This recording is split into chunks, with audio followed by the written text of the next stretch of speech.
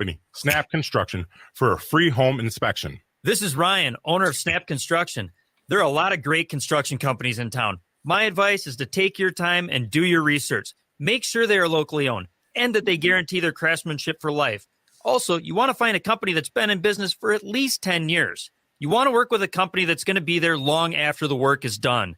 Snap Construction has handled thousands of claims, and we'll help you through the process. Don't go with the out-of-town, fly-by-night contractor. Most storm damage goes missed by the untrained eye. Trust Snap Construction for your free storm damage evaluation. For your free storm damage evaluation, call Snap Construction at 612-333-SNAP or visit them online at snapconstruction.com. That's 612-333-SNAP or snapconstruction.com. With your AM 950 weather, I'm Brett Johnson. Look for clear skies tonight with a low around 44, Wednesday sunny with a high near 67, and Thursday sunny with a high near 81.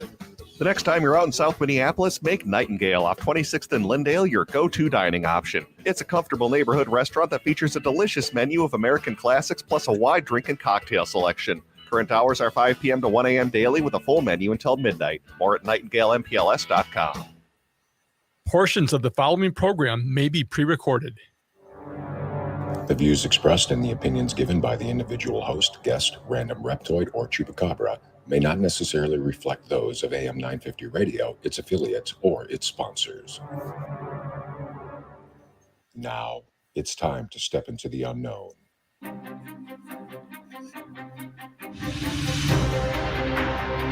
There are things people experience but never talk about.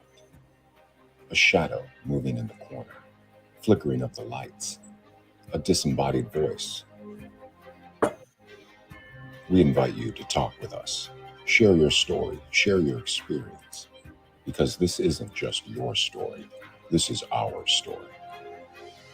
This is GhostBox Radio with Greg Bakun. And this is GhostBox Radio on AM 950, where every night we talk about the paranormal, ufology, Bigfoot, and so much more. My name is Greg Bakun. Thank you very much for joining me tonight. If you are watching the Things Network, we were just doing a live, just talking about the 1979 version of Stephen King's Salem's Lot, the miniseries that aired way back then. I just know there's going to be a point in October that I'm going to bring some people on. We're going to talk about that. Have you ever seen that, the 1979 Salem's Lot? Because it is, I think for its time, it's one of the scariest miniseries that has ever aired, and it aired in November of 1979 on CBS. If you don't know what I'm talking about, take a look. If you've read the novel, the Stephen King novel, check this out, because it's the same but not the same, and it's well worth a watch. So I just wanted to pass that along. It's fresh in my mind. I really, really enjoyed it. I'm going to enjoy tonight's conversation. We're going to have a lot to talk about here, and there is a lot that we can kind of, no pun intended, talking about vampires, because this isn't a vampire show, but we have a lot to sink our teeth into here tonight. And partially, I really am looking forward to getting some input here from the comment section stuff, because my guest tonight is extraordinarily gifted, a great writer, and there is so much that I think we can learn and listen to with her. Cheryl Lynn Carter is a psychic medium, remote viewer, and explorer of high strangeness. Having a first paranormal experience at a young age made her realize she had a unique sixth sense and was able to communicate with those on the other side. Her passion for one haunted location afforded her the opportunity to appear and consult in Chris Halton's documentary, A Haunting at Bachelor's Grove, one of the most haunted cemeteries in the Midwest. She is an experiencer, a member of MUFON and CE5. She served as a consultant for Thomas Conwell's books, They Are Here, Central U.S. UFOs, and Earthquakes and UFOs. Cheryl is an international author of 8 books, including Chosen, Dimensions, Mysterious Triangles in the U.S., and co-author of Digging into Skinwalker Ranch and Skinwalker Ranch Basin Files. She is a freelance journalist with her column, The Carter Files, Mysteries of the Unknown in Paranormal Underground magazine, and in addition, writing for ChicagoHauntings.com, iHeart Magazine, and Mind, Body, Spirit magazine. Cheryl, welcome to GhostBox Radio. Hi, glad to be here. Oh, very glad to have you here as well. There's a lot to talk about. And once again, I'd like to invite everybody into the conversation. If you have a question for Cheryl tonight, please put it into the comments. We are streaming live on GhostBox Radio with Greg Bakun on Things Network and, of course, on AM 950 Radio. Please put your comments in there and we'll get to them. You know, there's so much that we can talk about tonight, and I think we're going to get to a lot of different things. But the one reason I wanted to bring you on tonight, Cheryl, is I wanted to talk about your book, Chosen. And did that just come out? Is that pretty new?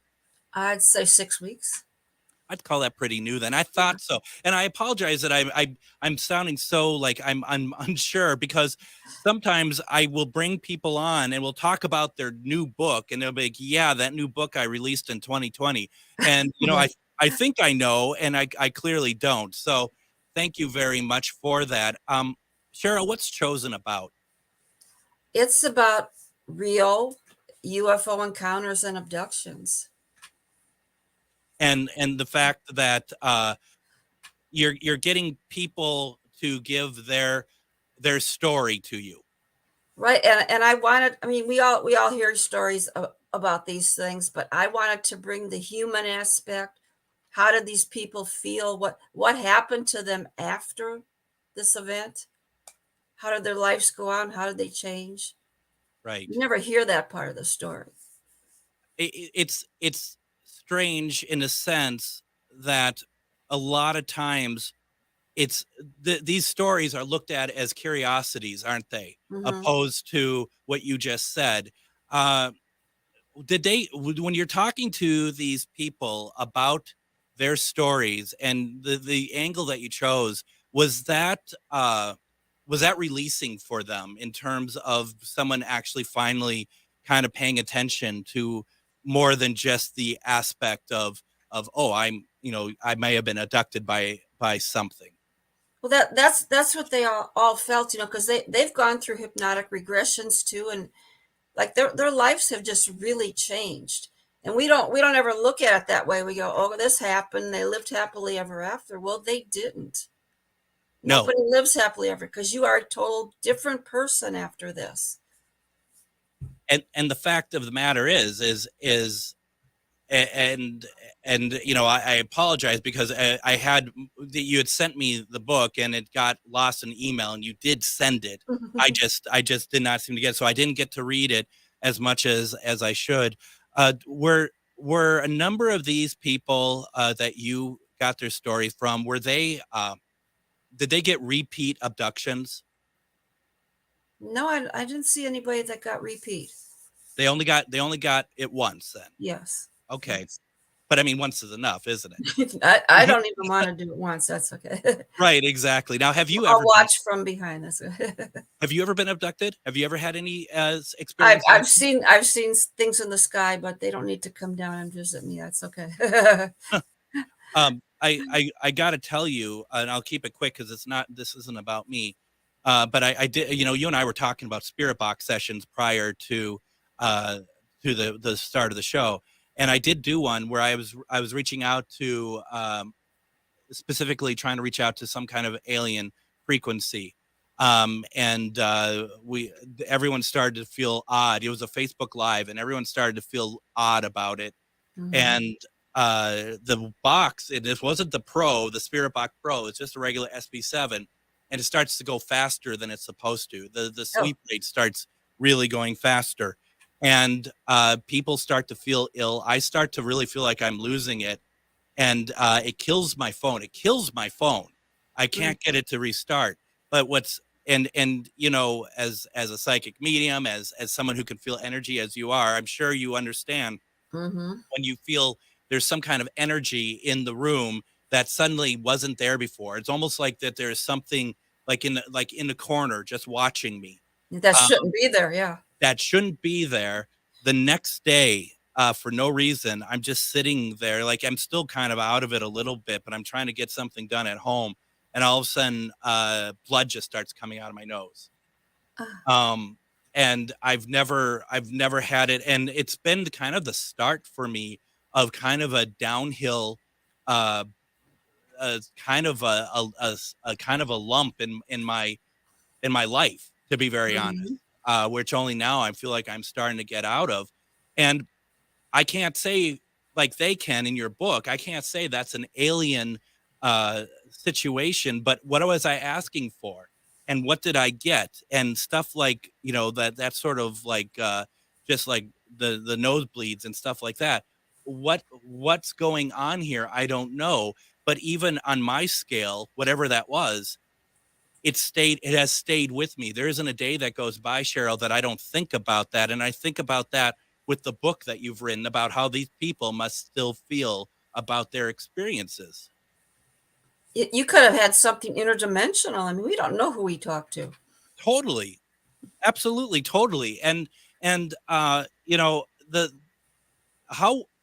did you find the people that you've interviewed for this book? What did you have a lot more stories than what you put in there, and you're just kind of I had more. Yeah, I don't know. I just started looking, Googling, different things. And and were you Googling like alien abduction or something? Or? Yeah, Okay. I did. And I was looking at names, and some of them, you start read about the story and you go, oh, that didn't really happen. Okay. So you had to just kind of rule some of them out, but yeah. How do you do that? Because I mean, because it is a very valid question and a very valid thing that you're doing. It's like, I'm sure you're looking at stuff and you're like, that doesn't really ring true. What is there any kind of like signs that you kind of see or read that you're like, that tells me that is not really well, like somebody's story, you might see a couple paragraphs about them, then you don't see anything else, and you go, okay, if it was really true, there'd be lots of write-ups about it. A lot of people would be talking about it.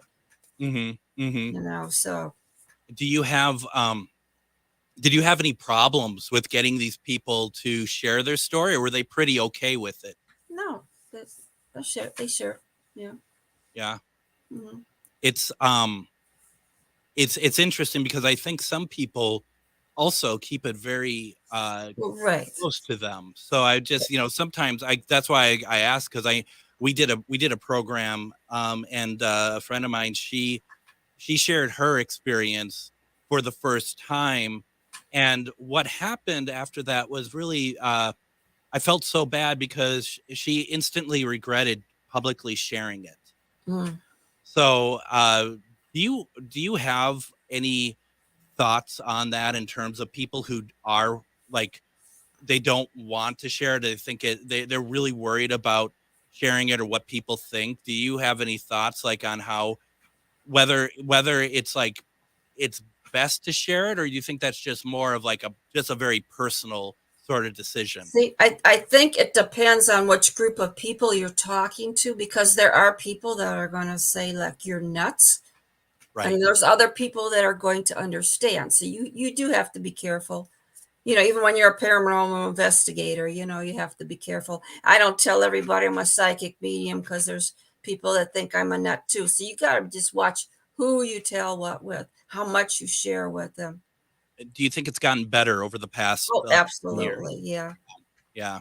And the thing is, though, sadly, in my experience at least, you find people who they look at like paranormal, or if you have any sort of like alien interaction, that is cool. That's so cool. And it's like, but it's not cool. It's not. It's actually very frightening for people for anybody really. I think, especially the alien part of it.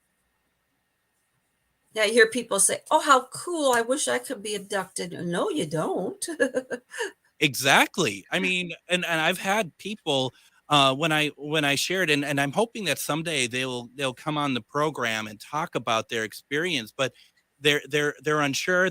Like you just said, they're unsure like what like if their work listens or whatever. Yeah, I've had people tell me. True. Yeah. I've also had people tell me like, check behind your ear if there's like an incision, stuff like that. And it's like, wow, that's really incredible that, you get to that point that people are like able to tell you like what areas to look out for on your body of any sort of sign that something might have happened to you. Yeah. See, I don't tell my work that I talk to spirits. That wouldn't go over well. No. And as it happens, I believe that I was fired in May from my last job because they knew what I do as a investigator and into this stuff, even though I made it my business, kind of like what you're saying, Cheryl, not to really make a thing of it, but other people knew. So they asked me about it. And I think that rubbed some people the wrong way. And I think that there's nothing, it'd be nice to be able to feel free to talk about it, but you also have to take care of yourself, don't you? Yeah. Cause we had clients that might not think this is okay. So yeah.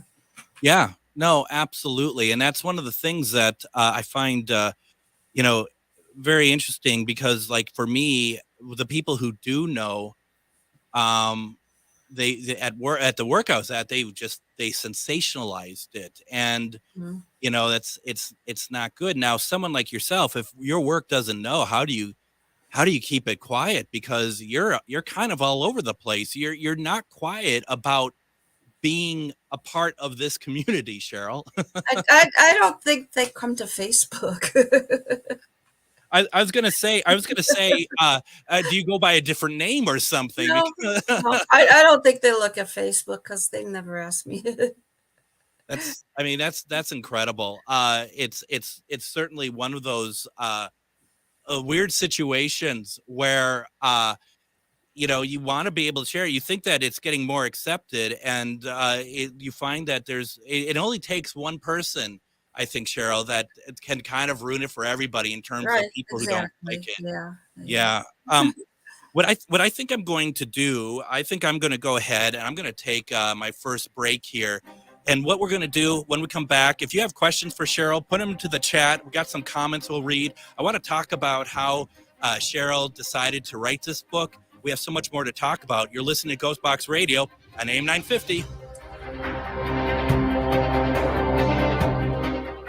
If you own a holistic or metaphysical business and are looking to expand, then you need to be listed on metamorphosisconnections.com. It's a network where you can grow with like-minded practitioners and reach new clients. Metamorphosisconnections.com is an online directory you need to list yourself and your business. Our platform makes it easy for you to create listings of your products and services, and you can also choose to list your classes, events, and so much more.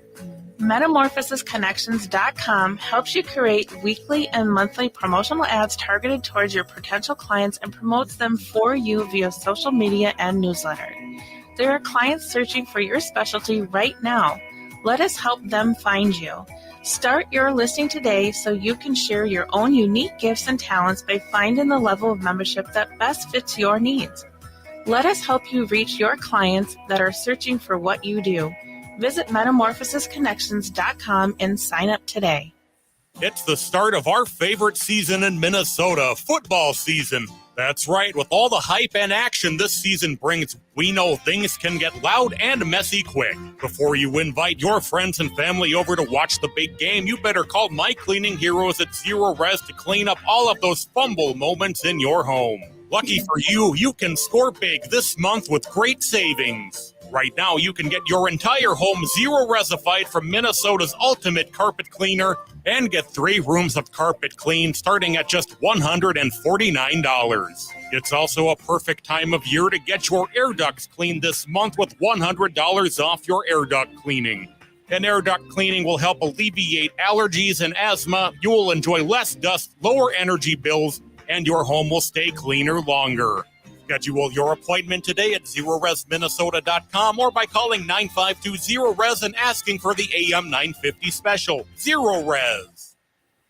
Have you ever wanted to see a real Masonic lodge or visit a beautiful hotel from the 1800s? GhostBox Radio with Greg Bakun, Charvinity bring you a weekend of paranormal investigations in Rush City, Minnesota. Starting Friday, September 22nd at the historic Grant House and continuing into Saturday, September 23rd at the Jasper Masonic Lodge, we have a lot of options for you to join in on this event. Go to charvinity.com/event-list for full details. Yeah, we have that event coming up at the Masonic Lodge. It's coming up very fast. We still have some tickets left. All the VIP tickets have sold out, but we are doing both the Grand House in Rush City and the Jasper Masonic Lodge. The Grand House is on Friday. The Masonic Lodge is on Saturday. This Masonic Lodge, no one's investigated before, apart from Shar and myself.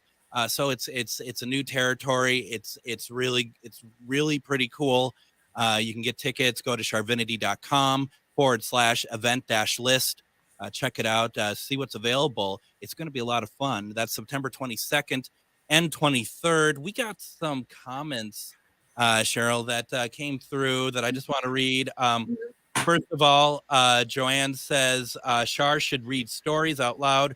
Her voice is soothing. I will pass that along to her. A lot of people say that when I read that they cry. I don't know what that means. I'm assuming that means good stuff, right? It could be good, yeah. You're moving them. you got to look at the bright side, Cheryl. You know, the compliments are so far in between. This is a tough crowd. I'm just going to let you know that. Rick says, I've been in the paranormal for quite a while. And I remember in the beginning, the fear people had concerning talking about experiences. It's comparable to UFO stories, abductions. Cheryl, have you been doing this for a little while? I don't want to make you give me a number for years or anything. I was born this way, so yeah. That's right. I read that actually. Yeah. I've been doing it quite a while. Right. And so, I mean, how did you deal with it growing up, as far as sharing this with other people in your life? Well, see, at first I thought everybody could do this. Sure. I didn't know. Yeah. And then I guess maybe I was about 12, 13, and I realized that the other kids never talked about this stuff. So, okay, keep it to yourself. Were you disappointed that others couldn't do it? Like they're missing out? Well, I didn't know if they couldn't do it. I just didn't hear anyone talk about it. And I was really shy, so I didn't bring up the subject. Because now I'm friends with somebody that I went to grade school with, and he says, "Why didn't you tell me?" Did he have experiences? No, he just thought that was cool. He just thought that was cool, but I didn't know if they would think it was cool.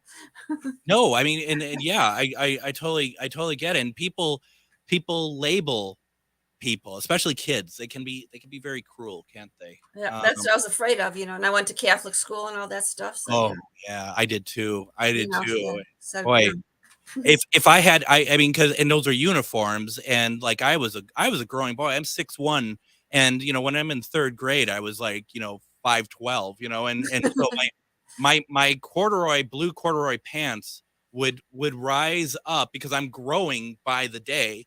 And other kids would be like, "Where's the flood?" Oh, no. And I'm like, and this is how quick-witted I am. It took me like 2 weeks to figure it. I'm looking around like, is there water? Honestly. And they're just like, "Where's the flood?" I'm like, "Oh, I get it. Someday I'll be strong enough to push you down." So now, Chosen, which is what we're talking about tonight, it is available on Amazon. Also, we put all the authors that we have on the program onto ghostboxradio.com. Look for Ghostbox Book Club. If you buy it through our link, we do get a little money back. Is there anywhere else? Do you have your own site, Cheryl, that you like people to buy from, or is Amazon good? You can just reach me on Facebook, because I have books here, and then I can send signed copies out. So you can send signed copies. Go find Cheryl Lynn Carter, and she can help you out with that. It's great. And you designed the cover too, didn't you? Yeah. I think it looks great. I think it's really scary. Isn't it scary? It's a little scary. It is a little scary, but it's a catching cover for it. Now, how was it that you decided to write this book? Okay, here's the crazy part. So I remote viewed to Skinwalker Ranch. Mm-hmm.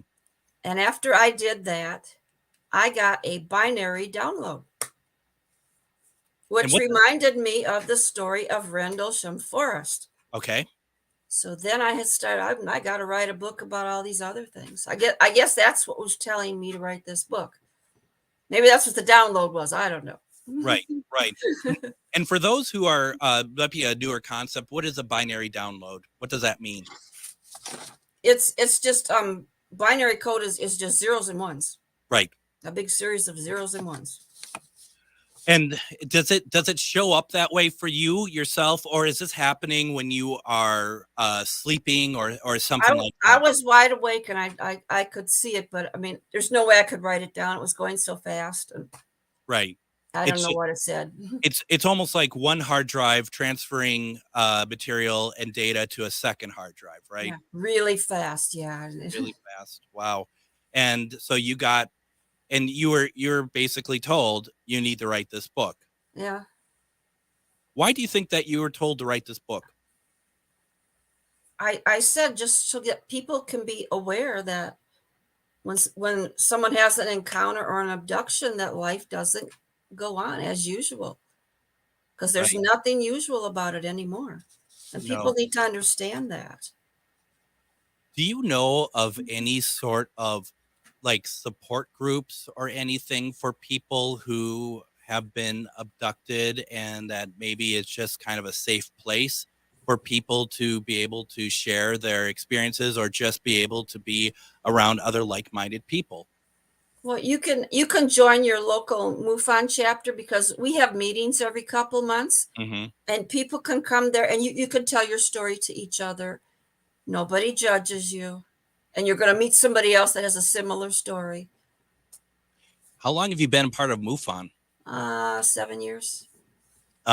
Over here in Minnesota, we had on Tom Maurer, Mhm. who was awesome, and he's going to be speaking at one of our events in October at Ghost Stories and Beyond.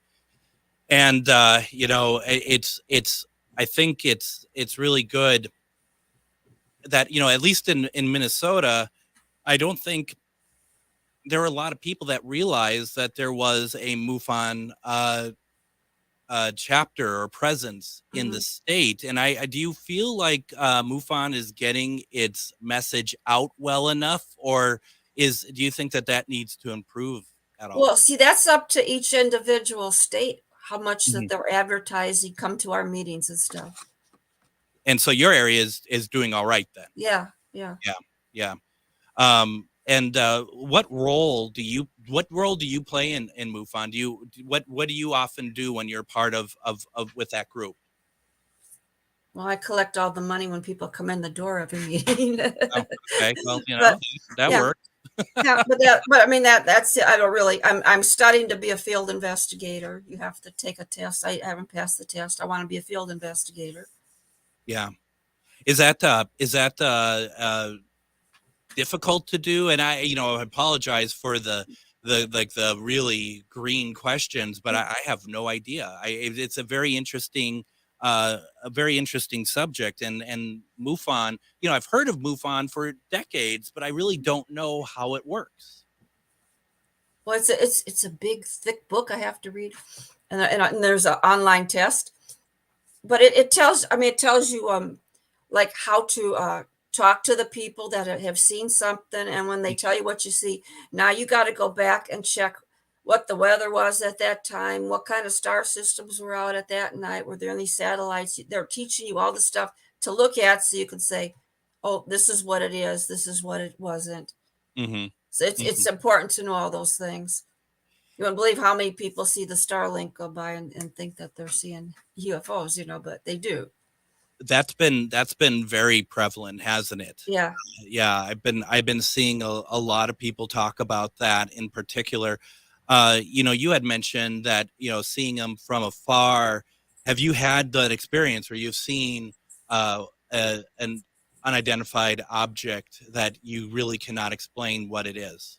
Several times. The first time I saw the sky open up. People want to talk about portals. I don't know what it is. The sky opened up, perfectly blue sky.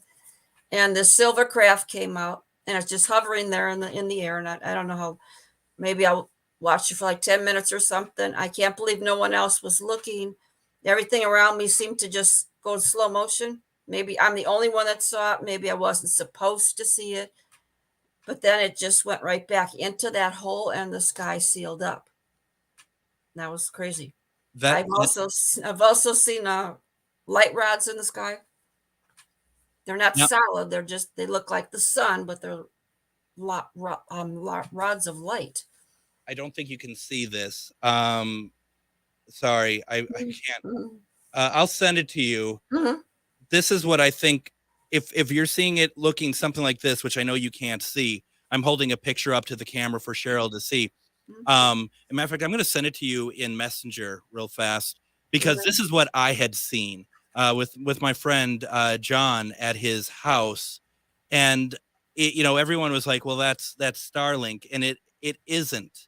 It's not Starlink. It doesn't match what Starlink looks like. I know. I put a picture on my Facebook yesterday, and with something that I saw in Utah, and some people are, that's Starlink. No, it's not. No, and so I just sent it to you. And Okay, yeah. Is that what you saw? Yeah. That's what we saw as well, but we saw it at night. Mine was in the daytime, yeah. That would be pretty. So you don't know if the sky opened. Could you see if the sky opened? Yes, I totally saw the sky open. Wow. And they would come out and then they would drop, and it was multiple ships coming out. We never saw anything like that in our lives, and we were just talking because he lives out in more of a rural area in Wisconsin. And we're just talking about, wouldn't it be great to see something? Because the sky was so clear and beautiful. And he looks up and he's like, what on earth is that? And we're looking at it, and we're just watching this circle and these ships coming out.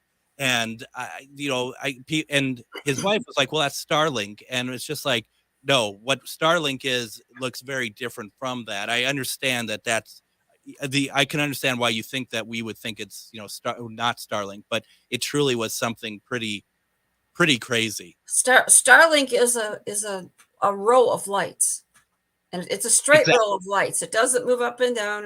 It's a straight. Exactly. It's like somebody's flying a plane with a banner behind. I guess I could describe it that way. Absolutely. That's what it's like. And to me, it looks like kind of a string of Christmas lights. The tubular ones. Right. Yeah, no, and difference, yeah. Totally. And Joanne says, it must have been scary, Greg. Honestly, it just was more like, what's going on here? Yeah, I wasn't scared either. I go, wow.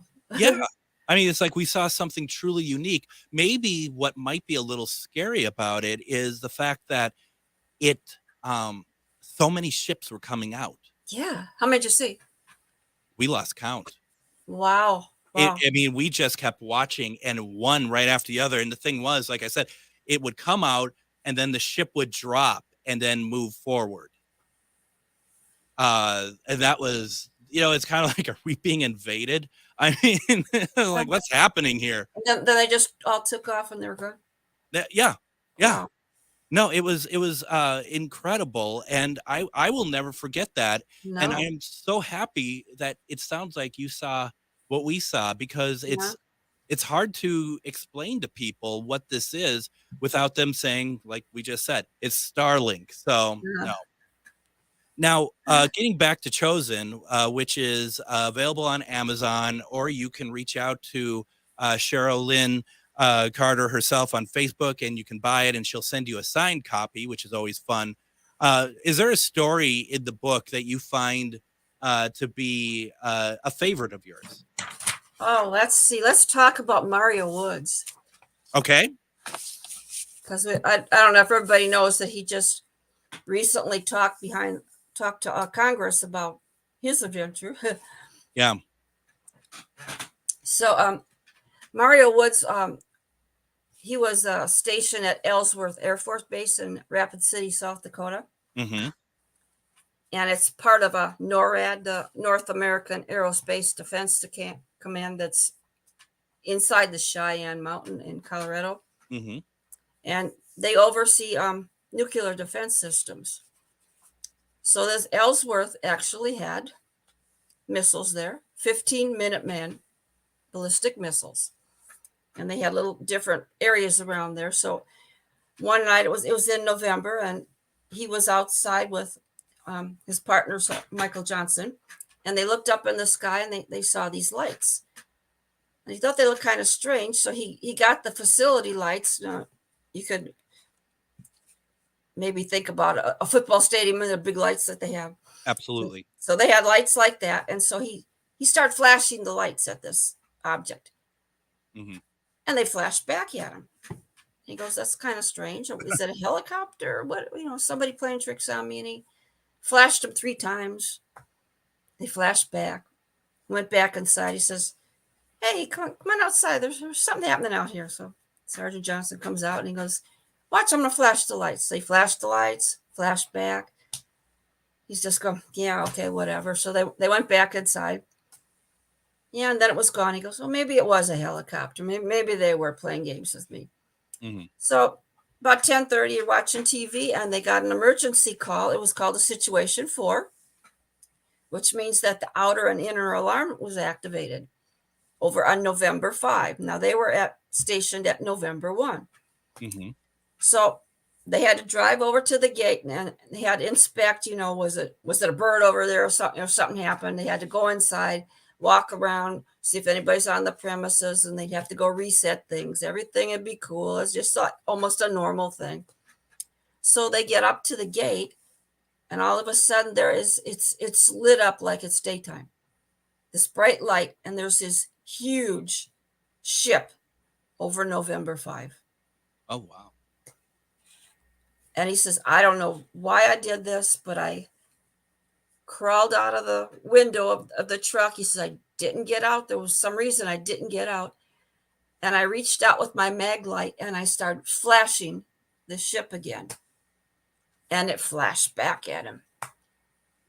And then all of a sudden, everything inside the truck, the energy started changing. And he looked over at Sergeant Johnson and he was just like on the steering wheel, just like the deer in the headlights, and he couldn't move. And he says, all of a sudden, he saw these 2 figures come out of the ship. And there was a tall one behind him. And all he could hear in his head was, do not fear, do not fear. And the sound traveled all through, he says, through every bit of my body. And then they came over to the side of the ship, and they took both of them out. And he found himself floating up into the air. And he looked down and he could see the words on the side of the truck. And then he just passed out and he didn't remember anything else. So then he woke up to the sound of the radio where somebody's going, what's your status? What's your status? And he goes, I don't know where we are. And he looks over at Sergeant Johnson. He's still sitting there staring ahead by the steering wheel. And he says, I don't know. And they says, well, we'll try to coordinate you. We'll find you where you are. We'll come. And he's looking around. He says, where am I? And there's this big wall next to me. And it's all covered in snow. There's no wall by November 5. Where am I? And he's looking around. It's just middle of nowhere in this wall covered in snow. So they said, don't worry, help's coming. So when they pulled up there, he says, did somebody go to November 5? Did somebody take care of this? And they weren't answering. They said, we were just here to, take care of a situation. He goes, what situation? Well, we can't talk. We can't talk about. We can't discuss this. So he gets back to the base and they're debriefing him and everything. And he found out that he's missing 5 hours. Wow. Where'd 5 hours go? And he says, well, where were we? Well, they were actually 7 miles north of November 5.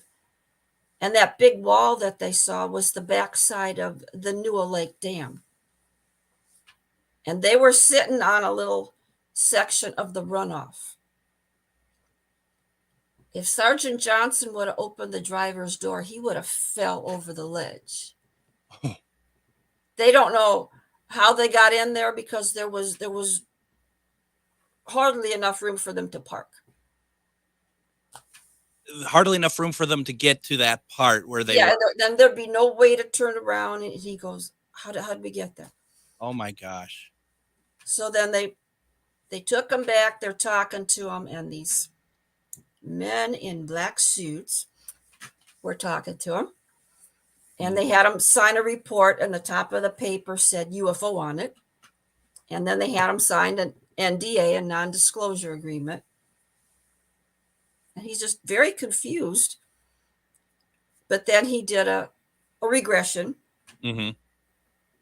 And then he could remember that they took him up in the ship, that they examined him. There was actually a room that they showed him, and it had all kinds of things from Earth, but it was like things from the 70s, box TVs, sewing machines, radios. Why they collected all that stuff, I don't know. So he actually had a interview with Linda Moulton Howe.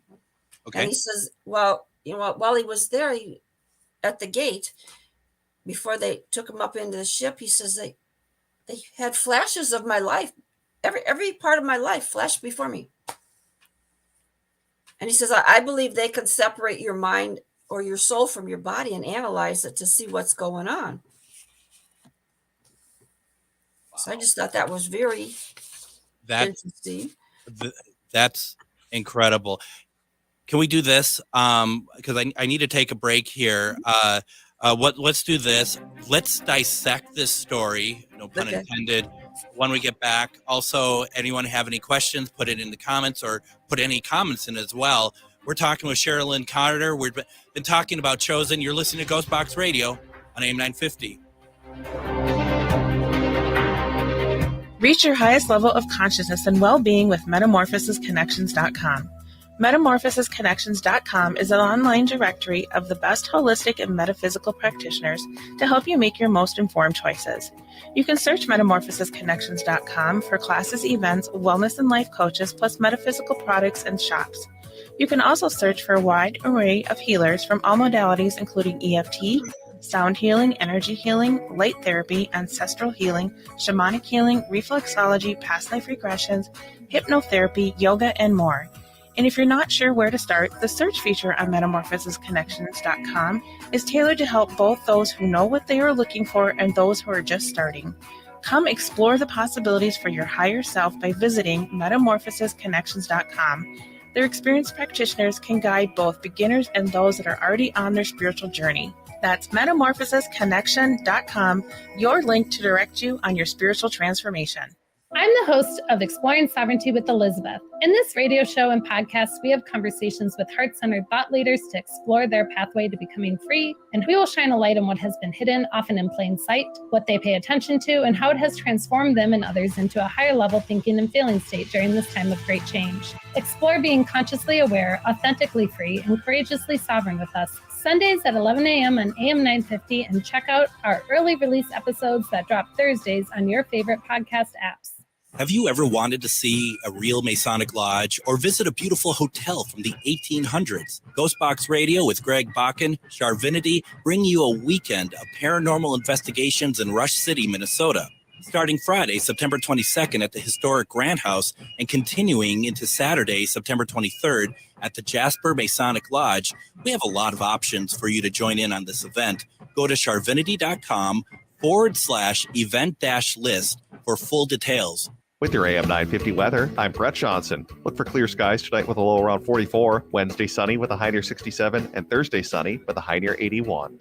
Nightingale at 26th and Lyndale in Minneapolis is your cozy neighborhood bar and restaurant. Come in for dinner and drinks. Favorites include the pan-roasted halibut and famous Nightingale burger and fries, while for dessert, make sure you check out the chocolate pot de creme. Open daily 5 p.m. to 1 a.m. with dinner until midnight. More at nightingalempls.com. And join us tomorrow on GhostBox Radio with Greg Bakun. We're going to have on Bigfoot researcher Robert Robinson. And what we're going to do is we're going to go through some recordings that were made of this creature from various locations. And Robert's going to do his best to let us know kind of what he thinks is being said and what the field believes these recordings mean and what these creatures might be saying. I think it's going to be a very interesting conversation tomorrow, and I hope that you'll join us because it's been something that I've been kind of interested in lately. If you've been listening to me long enough, you know that I've been talking a lot about Squatch and had some very interesting interactions as of late. So I'm very interested to see what he has to say. But we having a great conversation tonight with Cheryl Lynn Carter. We've been talking about her new book, Chosen, which is available on Amazon. If you want to, you could also check out the link on ghostboxradio.com under Ghostbox Book Club. But if you want a signed copy, go to Cheryl Lynn Carter's Facebook page and buy the book through her, and she will send you one signed. We were just talking about one of her favorite stories from the book chosen, and that's Mario Woods.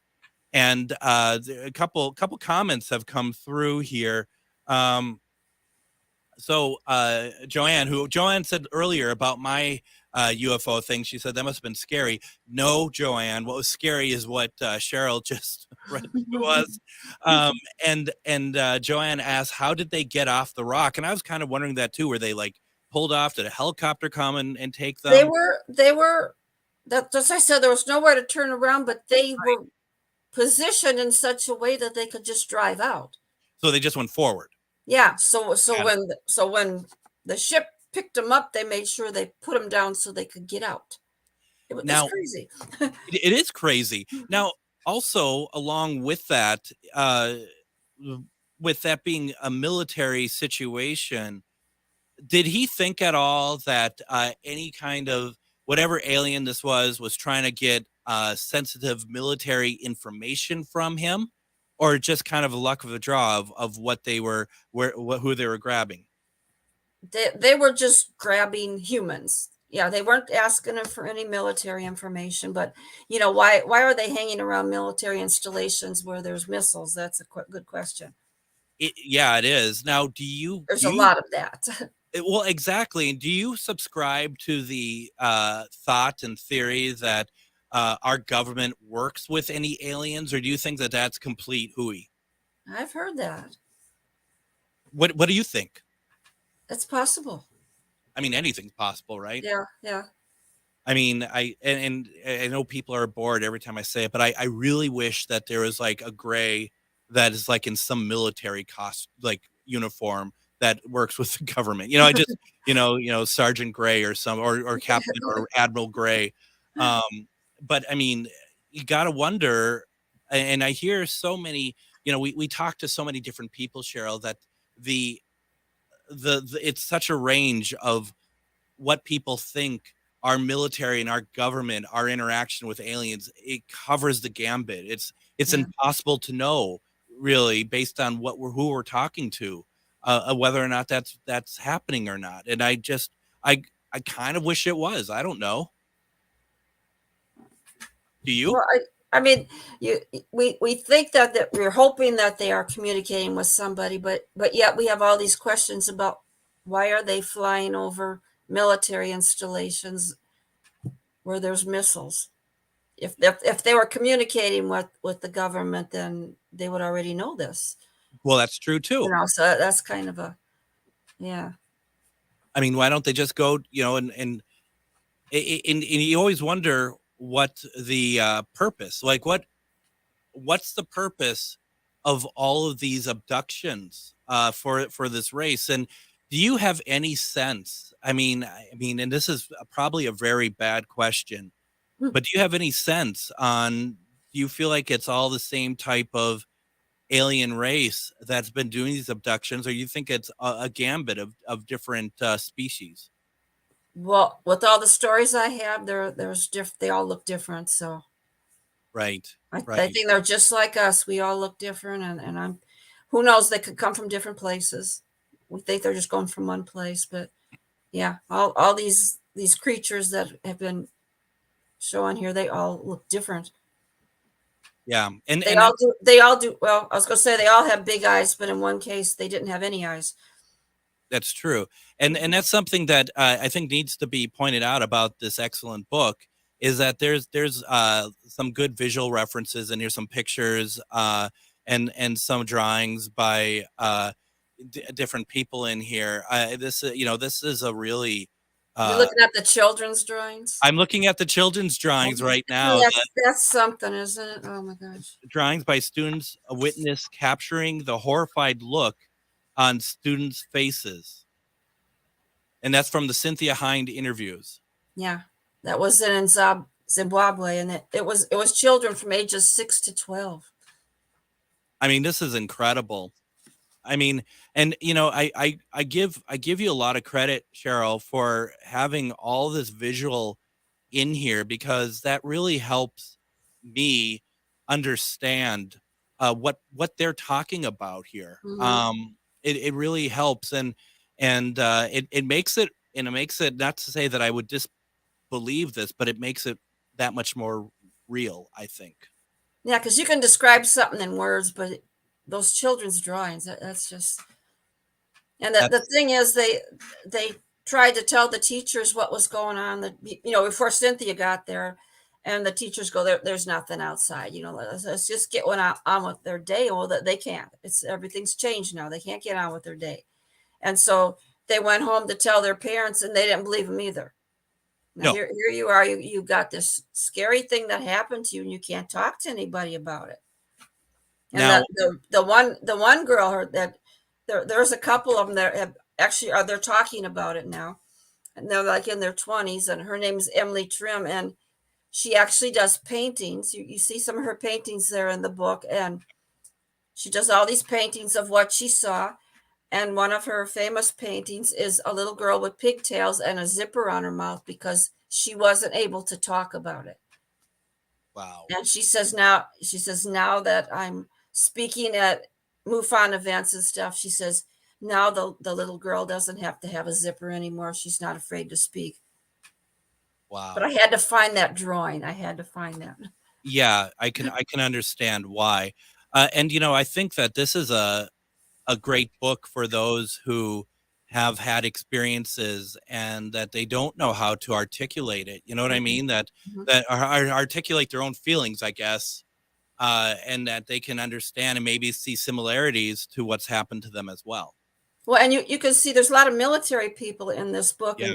and big bad military people, and they were scared. So it's okay to be scared.